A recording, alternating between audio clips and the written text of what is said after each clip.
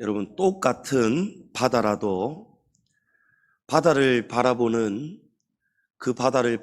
사람의 그 마음에 따라서 전혀 다른 바다로 받아들여집니다. 무슨 말인가 하면, 가령 바다에 큰 파도가 출렁일 때에 물을 두려워하고 바다를 무서워하는 사람은 오늘 바다가 너무 무섭다, 파도가 치니까 너무 무섭다, 이렇게 생각하는 사람이 있는가 하면은, 이야, 파도가 생겼다, 신난다, 가자 하는 사람들이 있어요. 송정에 가면 이런 사람들이 진짜 많더라고요. 여러분, 파도를 즐기고 파도를 기다리는 사람들이 있더라고요. 서핑보드를 즐기는 서퍼들입니다. 누군가에게는 파도가 있는 바다가 무섭기 그지없는데, 누군가는 바람이 있는 날을 기다리고, 바람이 분다, 파도가 오늘 높게 인다 하면은 신이 나서 직장도 조퇴하고 가고 그런다 하더라고요. 우리 인생을 여러분 바다라고 비유하죠. 많이 들어보셨죠? 작은 파도든지 큰 파도가 일든지 바다에는 항상 파도가 있습니다. 우리 성도들에게 있어서 파도는 여러분 무엇을 의미할까요? 무엇이 떠오릅니까? 고난이 떠오르시죠. 우리가 사는 인생이 바다라고 친다면, 이 바다에 끊임없이 일렁이는 작은 파도, 큰 파도는요, 우리의 삶을 밀물 썰물처럼 왔다 갔다 하면서 출렁이는 고난의 파도와 같습니다. 그런데 파도를 기다리고 즐기는 서퍼들처럼 우리가 만약에 인생을 우리가 생각을 한다면, 서퍼들은 파도를 기다리고 즐기는데 인생의 고난 파도를 기다리고 즐기는 사람들이 있을까요? 우리는 인생에 이따금씩 찾아오는 반갑지 않은 고난, 오히려 이 고난이 없기를 바라죠. 내가 하나님을 잘 믿으면 고난이 하나도 오지 않겠지, 우리의 신앙이 이렇게 이해되는 경우들이 많습니다. 내가 하나님을 정말 잘 믿으면 나에게는 이제 고난이 하나도 오지 않을 거야. 그러나 천만의 말씀이죠. 디모데후서 3장에 보면, 무릇 그리스도 예수 안에서 경건하게 살고자 하는 자는 박해를 받으리라. 여러분, 경건하게 사는 것, 신앙이 굉장한 거룩한 신앙입니다. 예수님을 잘 믿으려고 하면 할수록 경건하게 살고자 하는 자는 고난을 받는다는, 박해를 받는다는, 예수님을 잘못 믿어도 고난이 오는 것이고요, 예수님을 잘 믿어도 박해와 같은 고난이 온다는 거예요. 그러니까 우리가 정리를 해보자면, 파도가 없는 바다는 세상 어디에도 없는 것처럼 고난이 없는 인생은 한 사람도 없다는 것입니다. 그러므로 우리가 가져야 되는 자세는, 인생에 고난이 올 때에, 인생의 파도가 칠 때에, 파도 친다, 무섭다, 두렵다, 낙심이 된다, 절망이 된다, 막 이런 마음을 가지고 고난을 우리가 맞을 때에 고난을 버거워하고 막 지치고 삼켜지고 그렇게 사는 것이 아니고, 파도가 일어날 때 그 파도 위를 완전히 보드를 타고 즐기는 서퍼들처럼 우리 인생의 파도를 타는 법을 터득하는 것이 우리 올바른 성도의 자세일 줄을 믿습니다. 오늘 이 본문의 사건 바로 앞에는 그 유명한 오병이어 사건이 나옵니다. 예수님께서 떡 5개와 물고기 2마리를 가지고 축사하시고 기도하신 다음에 제자들에게, 사람들에게 나누어 주라고 하였는데, 이상하게도 우리는 보지 못하였지만 나누어 주는데도 죽어남은 또 생겨있고 죽어남은 차있고 이러면서 놀라운 이적이 일어났잖아요. 5,000명이 훨씬 넘는 사람들을 다 먹이고도 12강줄이나 남았습니다. 사람들이 이 이적을 보고 모든 사람들이 막 흥분하기 시작했습니다. 와, 우리가 기다리던 그 선지자가, 그 메시아가 바로 예수구나, 이분이시구나, 막 난리가 났어요. 당시 이스라엘 백성들은 메시아에 대한 열망이 있었습니다. 그들의 딱 정해진 기대치가 있었습니다.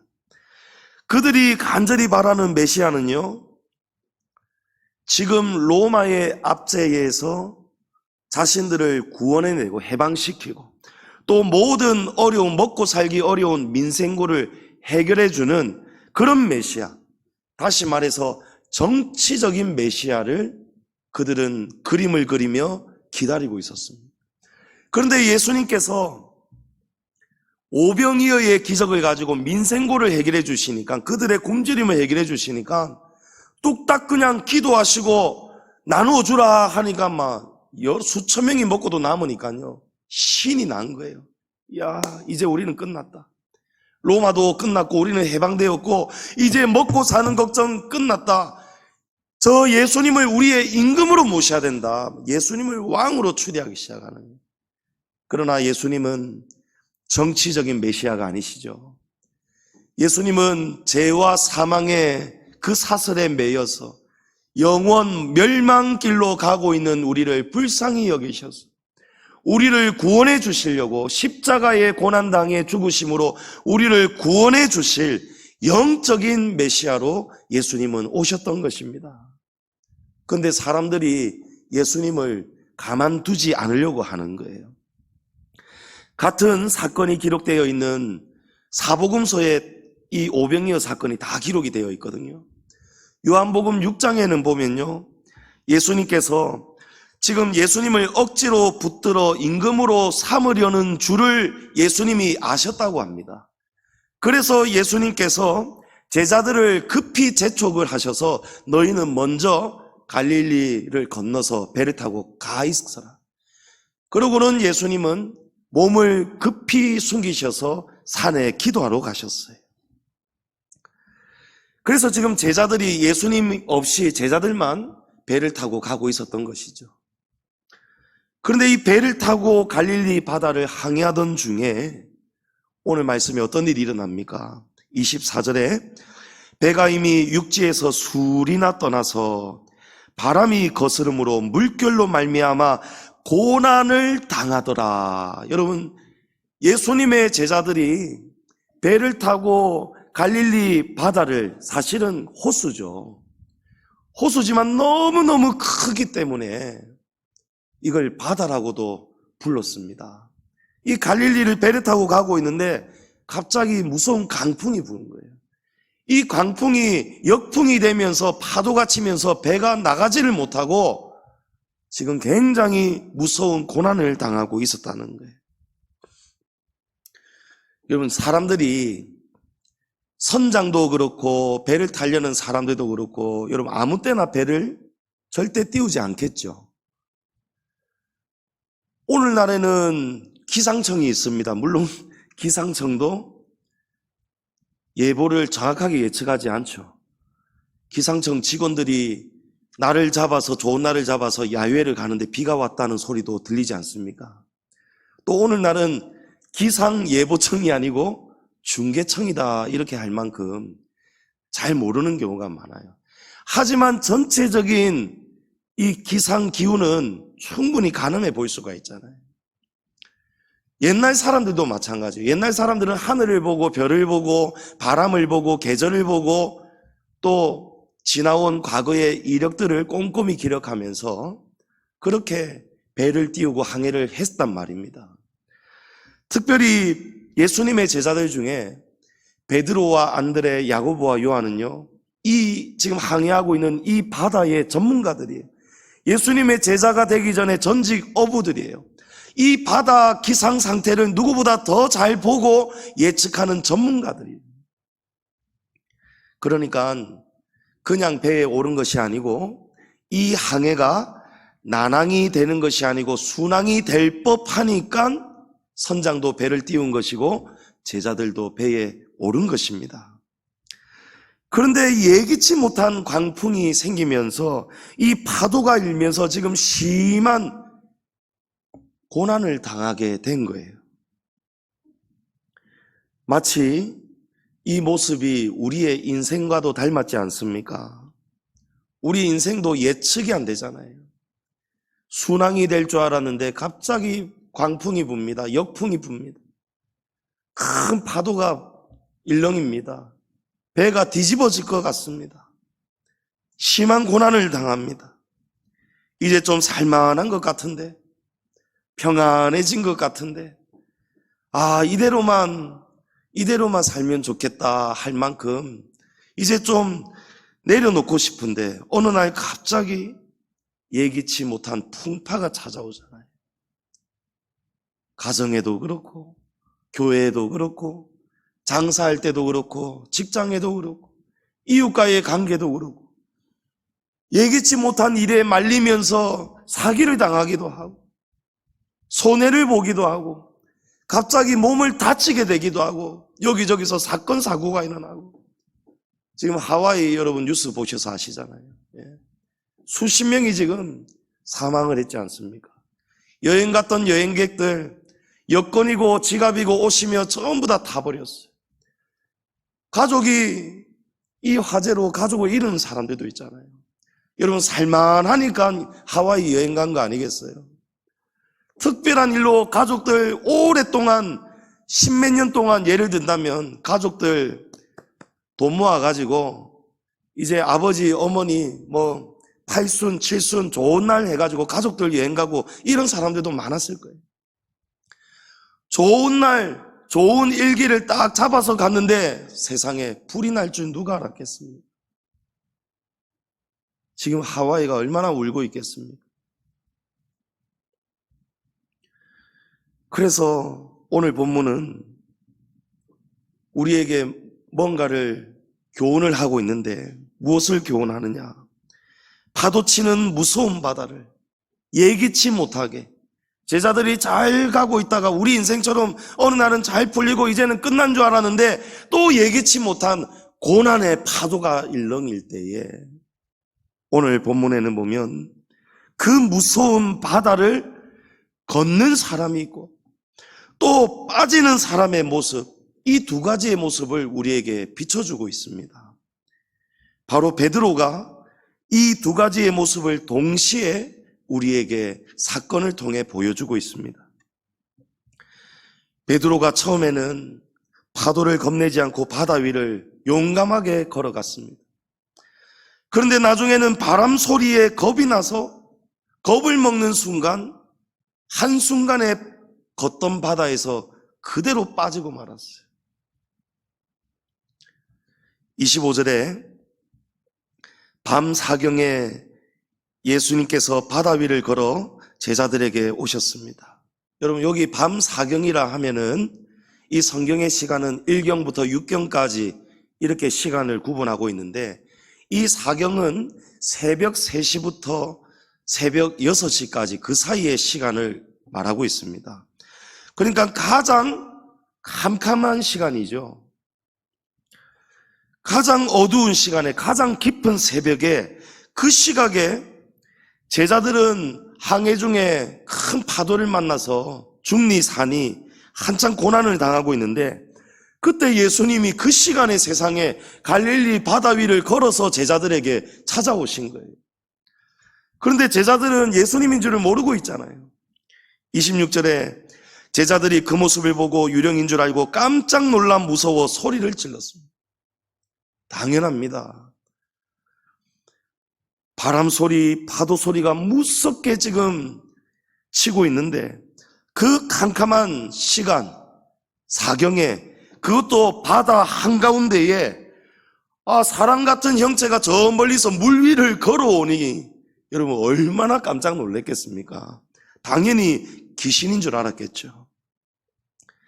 그러니까 제자들이 깜짝 놀라니까 예수님께서 즉시 안심하라, 나니 두려워하지 말아라 하셨습니다. 여러분 이 대목에서 지금 제자들은 예기치 못한 고난을 당하고 있습니다. 지금 바다 한가운데서 고난을 당하고 있어요. 예수님은 계시지 않습니다. 제자들은 먼저 가고 있었습니다. 제자들이 고난을 당하고 있었는데 그 새벽 깊은 시간 사경에 예수님이 제자들이 고난당하는 줄을 알고 찾아오셨다는 거예요. 여러분, 이 대목에서 우리는 파도 때문에, 갑작스러운 고난 때문에 공경에 처한 제자들을 예수님께서는 방치하지 않으시고 밤 사경 그 시간에도 불구하고 예수님이 제자들을 찾아오셨다라는 사실을 우리가 보게 됩니다. 그런데 여기서 더 깊이 우리가 조금 주목해 보아야 될 점은요, 예수님은 제자들이 고난당하고 있는 것을 그냥 방치하지 않으시고 예수님은 그 깊은 시간 사경임에도 불구하고 그 무서운 파도치는 바다 위를 걸어서 오셨지만 예수님께서 제자들이 여전히 고난당하고 있는 파도를 없애주시지는 않았다는 거예요. 아직까지는. 파도를 없애주신 것이 아니고 파도 때문에 고난당하는 제자들을 예수님은 홀로 내버려 두지 않으시고 함께 해주시려고 찾아오셨다는 거예요. 여러분, 뭔가가 느껴지십니까? 우리 예수님은 어떤 분입니까? 우리 예수님은 우리가 당하는 인생의 바다에서 큰 파도, 작은 파도 일렁이는 이 파도를 면제해 주시는 분은 아니라는 거예요. 예수님께서 오셨으면은, 아니, 오시기 전부터 예수님 말씀 한마디면 나중에는 예수님이 잠잠하라니까 파도가 싹 사라지잖아요. 예수님에게는 그런 능력이 있지 않습니까? 그런데 예수님께서 제자들 있는 배에까지 오셨지만 예수님은 함께 하러 오셨고 예수님은 아직까지는 이 고난을 사라지도록 면제해 주시진 않았다는 거예요. 예수님은 우리가 당하는 시험, 고난을 알고 계신다는 거예요. 예수님은 시험, 고난을 없애주시고 싹 거두어 주시는 그런 예수님은 아니시지만 우리 인생의 고난과 파도를 극복하고 승리할 수 있도록 그 시험을 이겨내라고, 그 고난을 이겨내고 승리를 쟁취하도록 예수님은 우리에게 위로를 주시고 용기를 주시고 믿음을 주시려고 예수님은 그 사경, 그 깊은 시간에도 그 먼 곳에서 예수님은 바다 위를 걸어서 제자들을 찾아오셨다는 거예요. 여러분, 아들을 낳으리니 그 이름을 임마누엘이라 하라. 할렐루야. 하나님이 우리와 함께 하신다는 뜻이지 않습니까? 제가 이 부분이 깨달아지는데요, 막 눈물이 나는 거예요. 아, 맞다. 여러분, 예수님이 저와 함께 하시고요, 여러분과 항상 함께 하고 계십니다. 우리가 어려운 일 당할 때, 마음이 어렵고 힘들 때에, 먹고 사는 것이 힘들 때에, 작은 파도 일다가 큰 파도가 칠 때에, 예기치 못한 숱한 고난을 당하고 있을 때에, 여러분, 예수님은 이 고난을 오냐 하고 내가 싹 거둬주마 이러시지는 않으시지만 나중에는 목적이 이루어진다면 다 거두어 주시겠지만 당장은 거두어 주시지는 않지만 예수님은 어떤 분이라는 거예요? 예수님은 우리가 홀로 고난당하도록 내버려 두시지 않는다는, 예수님이 찾아오신다는 거예요. 우리에게 힘내라고, 용기를 내라고, 이겨내보라고 예수님은 찾아오신다는 거예요. 우리 다 같이 이사야 43장 1, 2절 말씀을 읽어보겠습니다. 야곱아, 너를 창조하신 여호와께서 지금 말씀하시느니라. 이스라엘아, 너를 지으신 이가 말씀하시느니라. 너는 두려워하지 말라. 내가 너를 구속하였고 내가 너를 지명하여 불렀나니 너는 내 것이라. 내가 물 가운데로 지날 때에 내가 너와 함께 할 것이라. 강을 건널 때에 물이 너를 침몰하지 못할 것이며 내가 불 가운데로 지날 때에 타지도 아니할 것이요 불꽃이 너를 사르지도 못하리니. 아멘. 여러분, 이 말씀에 위로 받으시기를 축복합니다. 우리의 각자의 여건, 상황 다 다릅니다. 어떤 분은 감사하게도 지금 평강을 누리시는 분, 형통의 복을 누리시는 분 계십니다. 그러나 그분도 나중에는 또 작은 파도 치고 큰 파도 칩니다. 형통의 복을 누리시는 분은 그는 찬송할 것이요 라고 말씀하죠. 너희 중에 그러나 고난당하는 자가 있느냐? 그는 기도할 것이요. 여러분, 고난, 우리가 당하는 고난은 다 다르겠지만 물질적인 고난이든 몸의 질병 때문에든 가정의 문제든 뭐 어떤 문제든지 간에 여러분 두려워하지 마시기 바랍니다. 예수님께서 놀라지 말라, 내니 두려워하지 말아라. 예수님은 찾아오십니다. 밤 사경에도 찾아오십니다. 바다 한가운데 있어도 예수님은 물 위를 걸어서라도 찾아오십니다. 사드락과 메삭과 아벳느고가 풀무불 가운데 있을 때도 그 불 가운데도 주님은 찾아오셨습니다. 요한복음 16장 33절에 이것을 너희에게 이르는 것은 너희로 내 안에서 평안을 누리게 하려 함이라. 세상에서는 너희가 환난을 당하나 담대하라. 내가 세상을 이기었노라. 할렐루야. 여러분, 세상은 어떤 곳이라는 것입니까? 세상은 우리가 원하든 원치 않든 환난을 당하는 곳이라는 거예요. 세상에서는 너희가 환난을 당하나 그러나 담대하라. 내가 이미 세상을 이기었노라. 여러분, 이유가 있기 때문에 우리가 환난 당하는 거예요. 하나님의 섭리와 목적이 이루어지고 우리가 감당 못할 시험, 우리가 정말 이겨내기 힘들고 우리가 거꾸러질 것 같을 때는요, 주님이 그 시험을 이제 멈추어 주십니다. 그 고난을 거두어 주십니다. 다른 길로 인도하십니다. 그러나 하나님은 바라시는 것은요, 그러나 나의 가는 길을 오직 그가 아시나니 그가 나를 단련하신 후에는 내가 정금같이 나오리라. 하나님은 우리를 순금이 되게 하신다는. 우리가 세상에서는 부득이 환난과 고난을 당합니다. 그러나 예수님께서 뭐라고 하십니까? 환난 고난 당하지만 그러나 걱정하지 말아라. 내가 너와 함께 할 것이다. 두려워하지 말고 평안을 누리라는 거예요. 다시 말해, 풍랑이 일어나도, 파도가 일어나도, 고난이 닥쳐와도 여러분 큰일 난 게 아니라는 거예요. 괜찮다는 것입니다. 이기는 방법이 있다는 것입니다. 믿으십니까? 예. 여러분, 고난이 올 때에 우리가 먼저 가져야 되는, 깨달아야 되는 마음은요, 나는 혼자가 아니다라는 사실이. 내가 지금 무슨 원인이든지 간에 우리가 각자가 당하는 고난의 종류는 다르겠지만 어떠한 고난이든지 간에 어디에 있든지 물에 있든지 강에 있든지 불 속에 있든지 어떤 고난의 종류에 있더라도 예수님은 우리와 함께하고 계심을 믿으시기 바랍니다. 여러분, 그때의 힘이 나지 않겠습니까? 눈물이 나더라도요, 맞네요, 주님. 주님, 제가 지금 잘못하고 있고 제가 고난당하고 있고 어떤 고난에 있든지 간에 주님은 나를 내버려 두지 않으시고 주님 나와 함께하고 계심을 믿습니다.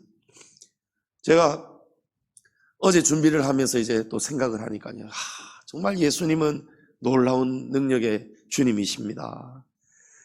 이 지구상에 수억, 엄청난 많은 인류가 있는데 그 중에 있는 성도들, 모든 성도들이 고난이 없는 성도들이 없는데 예수님은 그 모든 성도들과 전 세계에 있는 성도들과 예수님은 동시다발적으로 언제든지 함께 하시니까, 그래서 놀라운 주님 임마누엘 하나님이십니다. 여러분, 할렐루야. 임마누엘 하나님이신 거예요. 예수님은 우리에게 오늘 이기는 방법을 알려주십니다. 본문의 베드로는요, 예수님을 알아보고 처음에는 유령인 줄 알고 놀랐다가 예수님이시구나. 베드로가 얼마나 예수님을 사랑하는 제자입니까? 예수님을 알아보고 너무너무 신기해 보이는 거예요. 예수님 5,000명도 먹이시고 귀신도 쫓으시고 능력이 있으신 줄 알았는데 이런 능력이 있는 줄을 베드로가 처음 본 거죠. 그래서 너무너무 신기해서 28절 말씀해 보면 베드로가 대답하여 이르되 주여 만일 주님이시거든 나를 명하사 물 위로 오라소서 하니. 그러니까 예수님이 뭐라고 하십니까? 오라고 하시죠. 주님이 오라 하시니 베드로가 배에서 내려 물 위로 걸어서 예수께로 가되.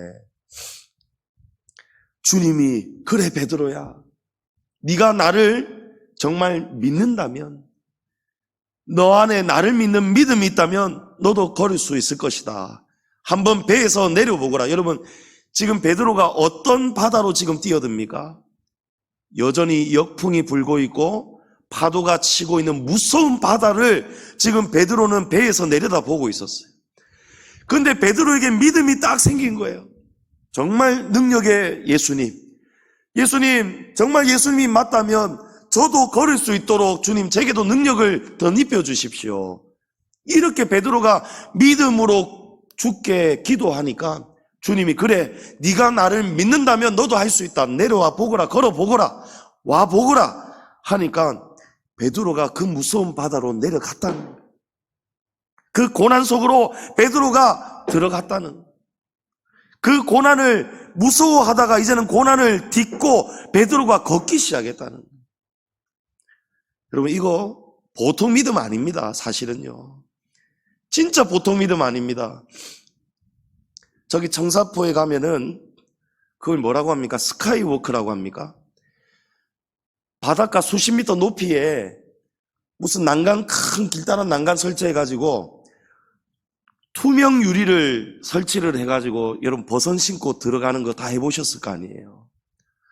와, 제가 이리 겁쟁인 줄 몰랐어요.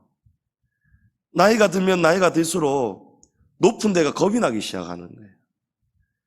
버선을 신고 가는데요, 이 유리가 이만큼 두껍다는데 그 위에서 뛰어도 절대 깨질 일이 없다는데 제가 거기를 가는데 밑에 출렁이는 파도를 보니까요 겁이 나 죽겠는 거예요. 막 머리가 어지러운 거예요. 수년 전에, 아주 오래전에, 코로나도 전에 우리 곽주은 목사님 그때 전도사, 강도사 하여튼 있을 때 우리 교육자 수련회를 통영으로 또 갔었거든요. 그때에 거기를 걷는데요, 곽주은 목사님은 겁도 없이 잘 걷는 거예요. 근데 저는 겁 없는 척 하려고 한번 가보려고 하니까요, 그것도 유리 완전히 한중간에는 발을 못 딛겠고 유리를 감싸고 있는 띠와 띠 사이를 제가 걷기 시작합니다. 겁이 너무 났어요. 그렇게 안전한 거를 아는데도 불구하고 여러분 거기에 발을 못, 보통 믿음 아닙니다. 보통 용기 아니에요. 우리 막내가 지금보다도 한참 어렸을 때 초등학교 가기 전인데 어느 공원인지 모르겠습니다. 아이들 막 줄 타고 올라가서 줄로 이어진 다리를 건너고 그 다음에 줄로 칭칭 이어졌는데 이거를 뒤로 내려오고 이러는 이제 모험 시설이 있더라고요.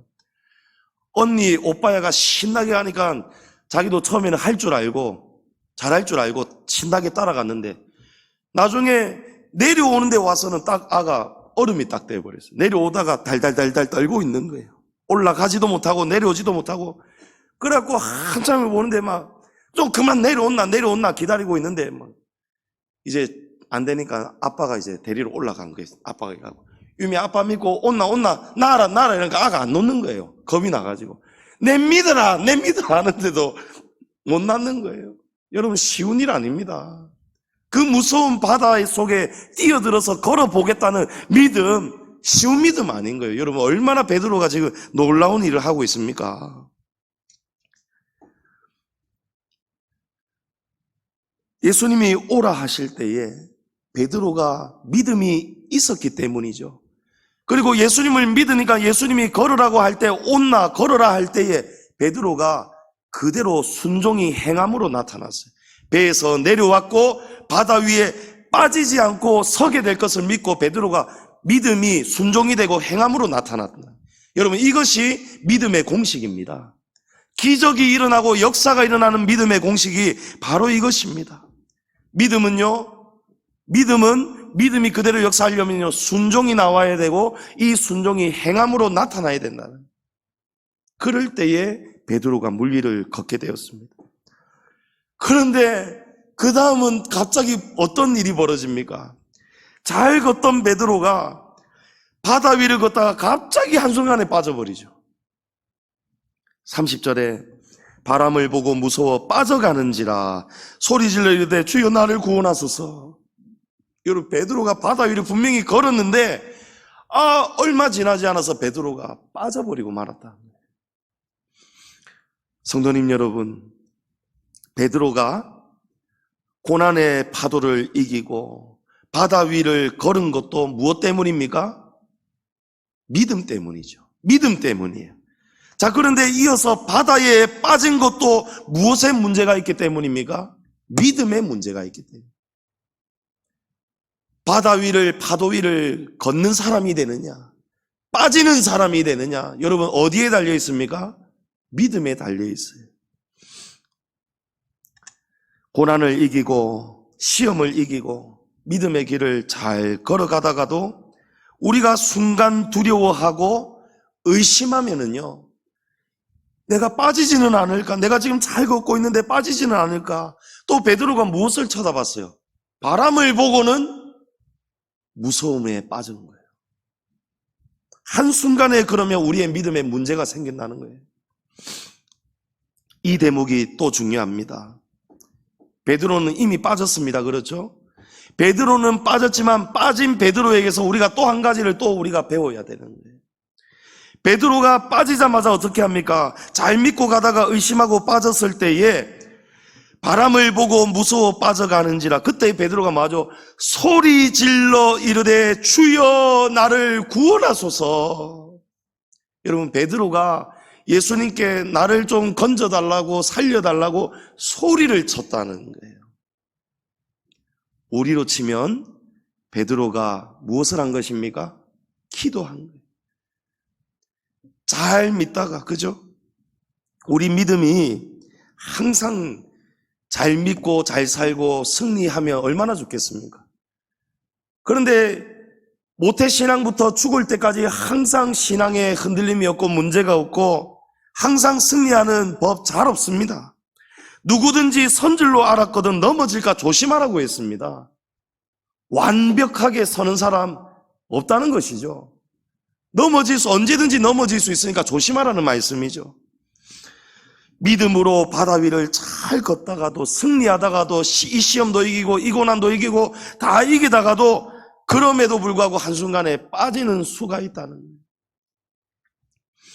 그러나 그때에도 오늘 주님은 절망하지 말라고 우리에게 말씀합니다. 예수님은 베드로가 물에 빠지는 거 다 보고 계셨어요. 베드로가 살려달라고 소리치는 그 기도를 예수님은 다 듣고 계십니다. 할렐루야. 그런데 여기서 우리가 한 단계를 더 나아가자고요. 베드로가 빠졌는데 예수님께서 바로 건져주시지 않았다는 거예요.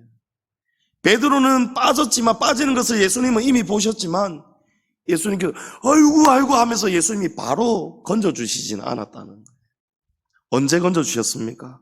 베드로가 기도할 때, 주여 나를 구원하소서 소리치며 기도하니까 그때에 31절 보십시오. 예수께서 즉시 손을 내밀어 그를 붙잡아 주셨다는 것입니다.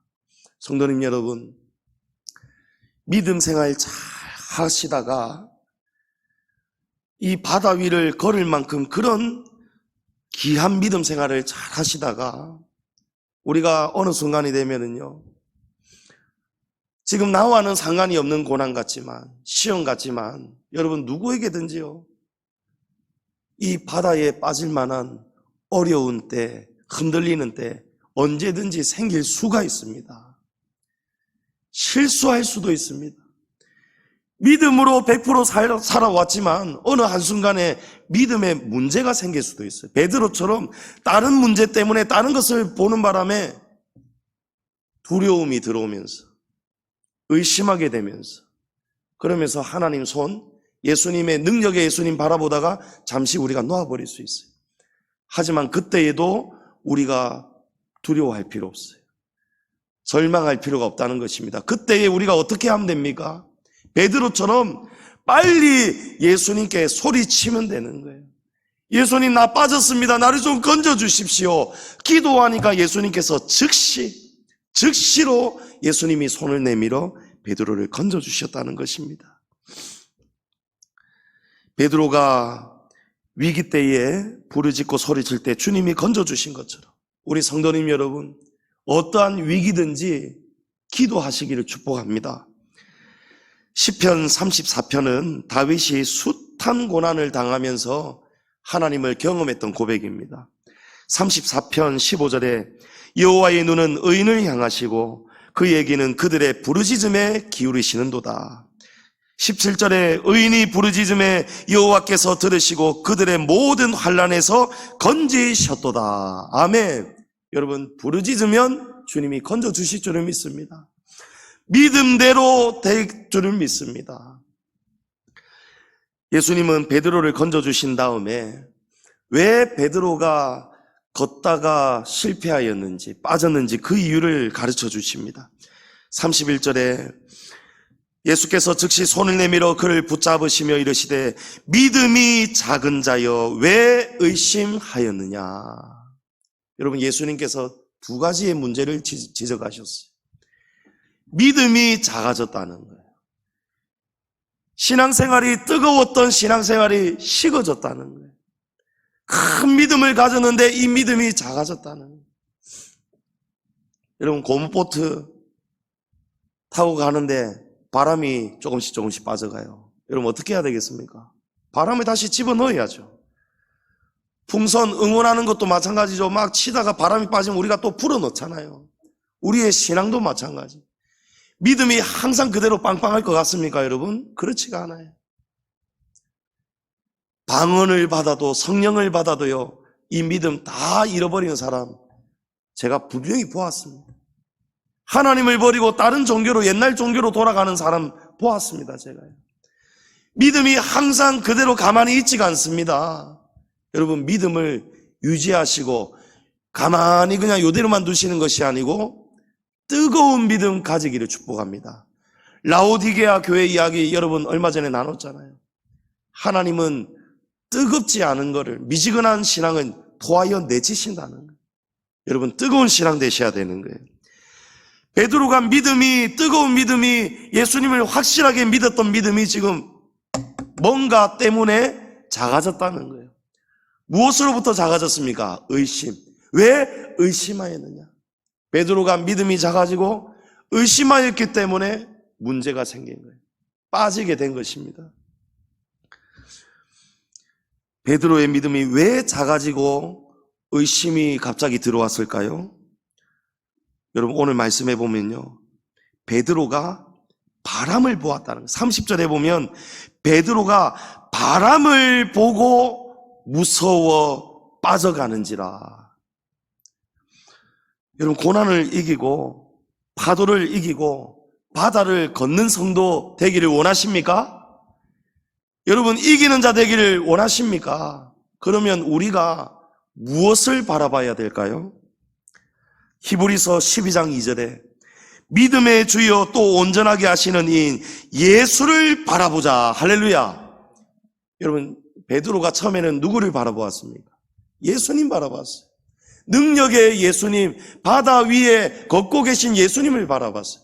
그런데 예수님 잘 쳐다볼 때는 베드로가 잘 걸어왔는데 예수님에게서 시선을 다른 데로 돌리니까요, 바람을 쳐다보니까요 무서워 빠져가게 되었다는, 바람을 보니까 무서운 마음이 들면서 의심하게 되면서 믿음이 작아졌다는 거예요.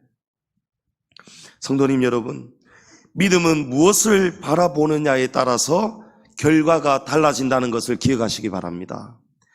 파도 앞에서, 고난 앞에서 여러분 무엇을 바라보느냐에 따라서 결과가 달라지는 거예요. 여러분, 고난 당할 때, 시험 당할 때 예수님 바라보시기를 축복합니다. 역대하 16장 9절에 여호와의 눈은 온 땅을 두루 감찰하사 전심으로 자기에게 향하는 자들을 위하여 능력을 베푸시나니. 여러분, 하나님은, 여호와의 눈은 온 땅을 다 쳐다보고 계신데 전심으로 하나님을 향하는 자들에게 능력을 베푸신다는. 그러니까 우리의 눈이 누구의 눈과 마주쳐야 돼요? 하나님의 눈과 마주쳐야 돼요. 환경을 보면, 바람을 보면요, 빠질 것 같습니다. 죽을 것 같습니다. 그러면 믿음이 무너집니다. 능력이 나타나지 않습니다. 걸을 수가 없고 파도를 누를 수가 없고 이길 수가 없고 그냥 빠지고 삼켜지고 마는. 그러나 주님을 바라보는, 능력의 주님을 바라보면, 모든 것을 할 수 있는 주님을 바라보면요, 여러분, 이 고난 속에서도 찬송하게 될 줄을 믿습니다. 2018년도 2월 8일에 통영 한산도에 있는 한산도 교회에 큰 불이 났습니다. 사진 한번 보실까요? 예배당이 지금 불타고 있는 사진이 2018년 2월 8일입니다. 교회가 완전히 전소되고 말았습니다. 이 섬마을에 성도들이 10명 내외고 그마저도 대부분이 70대, 80대, 경제적인 능력 없습니다. 성도들이 헌금할 돈이 없는 교회, 힘이 없는 교회. 이 섬에서 여러분, 이 교회가, 오래된 교회가 완전히 불에 타서 완전히 가루가 됐어요. 얼마나 망연자실했겠습니까? 그런데 여기 목사님하고 성도님들이요, 불에 탄 교회를 쳐다보는 것이 아니고 능력의 하나님을 쳐다보는 거예요. 뭐라고 하는지 아십니까? 목사님과 교회들이 어떤 믿음을 인터뷰에 고백을 했는지 아십니까? 아, 건물이 없어진 거지 교회가 없어지지는 않았지 않습니까? 건물은 불에 타서 없어졌지만 우리의 모임, 목사와 성도들의 모임, 이 우리의 교회는 사라질 수가 없는 것입니다. 할렐루야. 그러면서 이분들이 다른 기대가 생기는 거예요. 이야, 목사님, 우리 교회가 너무 낡고 오래되니까 하나님께서 이 건물 싹 불태워 없애버리시고 새 성전 지어주시려나 봅니다. 여러분, 불에 탄 교회를 보면 낙심이 되겠죠. 우리는 끝났습니다. 이 무슨 일이고? 여러분, 마귀가 역사하면요, 오만 때만 원망, 불평, 막 원인관계 따지고 이 목사님 잘못이다. 목사님이 교회 안 지켰기 때문에 불 안 났습니까? 막 처음에는 막 주의 종을 공격하기도 합니다. 목사님이 기도 안 하니까 교회에 불이 난 거 아닙니까? 전부 다 막 목사 탓이. 그러다가 막 서로가 서로를 탓하고 원인을 막 밝혀내기 시작하고 교회가 그냥 불난 교회만 보면요, 교회는 그냥 박살이 나겠죠. 그러나 목사님도 성도님들도 아, 건물이 불타 없어졌지 교회가 사라지진 않았지 않습니까? 우리 교회 너무 낡고 음양시설도 지직거리고 오래되고 여러 가지 불편한 것이 많은데 아, 하나님이 어쩌면은 우리 요거 싹 불태우시고 새 성전 지어주시려나 봅니다. 이러고 기뻐하고 감사하면서 어느 한 성도 집을 이제 모토로 해서 거기서 이제 교회 예배 생활을 한 거예요. 그런데 이 소문이 전국 교계에 나면서요, 고신대 당시에 안민 총장님과 또 자원봉사에 나선 학생들이 가가지고 무너진 교회 잔재를 다 치워주고요, 그 속에서 다 같이 손을 잡고 울며 기도한 거예요. 하나님을 바라본 거예요. 전국교회와 성도들이 힘을 모아서 막 여기저기서 성금을 보내고 건축원금을 보내면서요, 아, 정말 새 성전이 지어진 거 있죠. 한번 띄워볼까요? 성도들이 헌금해서 지은 게 아니고요, 하나님이 지어주셨습니다. 여러분, 하나님께 영광의 박수 한번 돌리시기 바랍니다. 할렐루야. 제가 이 소문을 벌써 오래전에 들었거든요. 근데 이 말씀 준비하면서 딱 이 생각이 나서 찾아보았는데, 제가 너무 잘 아는, 제가 음량 기계 같이 이제 우리 교회 할 때도 도움을 받았고 구입할 때도 싸게 하는 유랜드가 있어요. 유랜드 유병곤 집사님이 이 교회 가서 음량 시설 착한 사진을 또 올려놓았더라고요.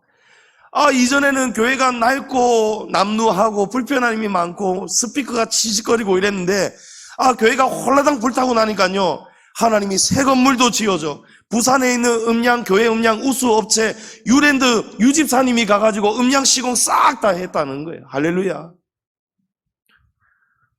건물이 없어졌지 교회는 없어지지 않았지 않습니까? 불량교회를 쳐다보면 막 원망이 나오고 불평이 나오고 낙심이 나오고 온갖 부정적인 것들이 넘쳐나겠지만 능력의 하나님을 바라보니까요, 그 하나님을 바라보고 기도할 때 과연 하나님은 이 교회가 빠지도록 내버려 두지 않으시고 일어서도록 걷도록 일어나 뛰도록 하시더라는 것입니다. 성도님 여러분, 그렇습니다.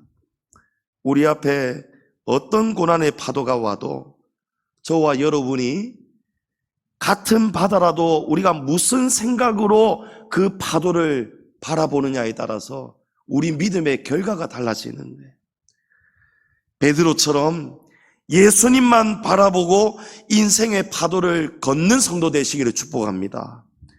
또 베드로처럼 순간 빠질 때 있어도, 실패할 때 있어도 베드로처럼 즉시로 기도하는 성도 되시기를 축복합니다.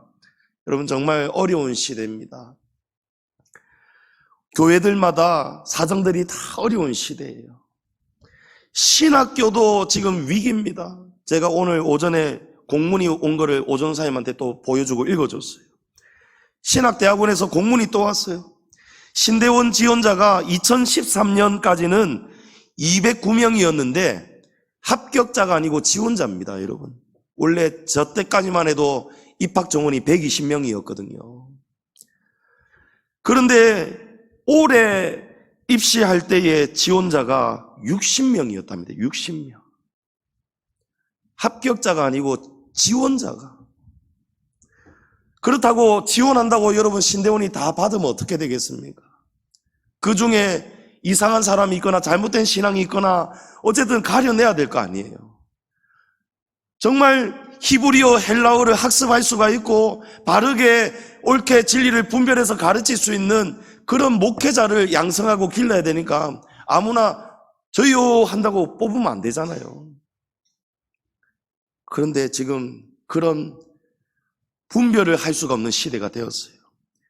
우리 고신교회만 해도 전국에 3,000교회인데 지금 신대원 원장님이 이런 문제들이 생긴다고 걱정하고 있어요. 지금 사역자 청빙이 어렵고요. 3,000교회인데 60명, 그것도 지원자가 60명이니까 여러분, 교회가 어떻게 부교육자를 청빙할 수 있겠습니까? 그리고 이제 다음 세대 목회자가 없어요. 우리 세대까지는 지금은 제가 여러분을 지금 목회를 하고 있지만 이제 그 다음 목사 후보생 사역자들이 이제 안 하겠다는 거예요. 목회 어렵고 힘들고 고생스럽고 또 기독 청년들이 지금 감소하고 있어요. 사명자가 없어요. 인구는 지금 절벽입니다. 분명히 가면 갈수록 문을 닫는 교회들은 자연스럽게 나올 수밖에 없습니다. 우리가 보기에는 부정적으로 보일 수밖에 없습니다. 그러나 그때도 여러분, 우리 그런 통계 데이터 이런 거 보지 맙시다. 그런 걸 보는 것이 아니고 마지막까지 세상 끝날까지 복음을 전하라고 우리에게 부탁하신 주님을 바라보시기를 축복합니다. 어렵다, 힘들다, 안 된다, 우리 교회도 재정 벌써 말라야 되고 위기가 와야 돼요. 그러나 교회는 사람이 살리는 교회가 아니고 주님이 붙드시고 살리고 있음을 믿으시기 바랍니다. 그러므로 우리는 바라만 보면 됩니다. 능력의 하나님을 바라만 보시기를 바랍니다. 바람을 보지 마시고 고난을 보지 마시고 어려운 여건을 보지 마시고 사람 누구 탓하지 마시고 할 수 있거든이 무슨 말이냐, 믿는 자에게는 능치 못할 일이 없느니라 하신 그 능력의 예수님을 바라보시기를 축복합니다. 그 주님을 바라보시고 물에 빠지는 성도 되지 마시고 승리하고 이기고 걷는 성도 되시기를 주의 이름으로 축원합니다.